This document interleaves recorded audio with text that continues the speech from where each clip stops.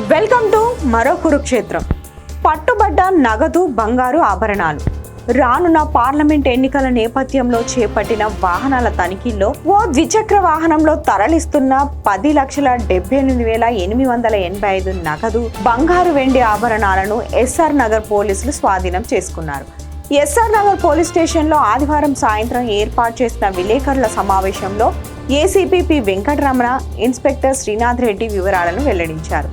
SR Nagar పోలీసులు ఆదివారం మధ్యాహ్నం ఎర్రగడ్డలో ఏర్పాటు చేసిన పోలీస్ చెక్ పోస్ట్ వద్ద వాహనాలు తనిఖీ చేస్తుండగా హఫీజ్పేట నుంచి సికింద్రాబాద్ వెళ్తున్న మహేంద్ర కుమార్ అనే వ్యక్తి నగదు డబ్బులను ఆభరణాలను గుర్తించి ప్రశ్నించగా అతడి నుంచి సరైన సమాధానం లేదు, ఎలాంటి పత్రాలు కూడా చూపించలేదు. దీంతో పోలీసులు నగదు ఆభరణాలను స్వాధీనం చేసుకున్నారు.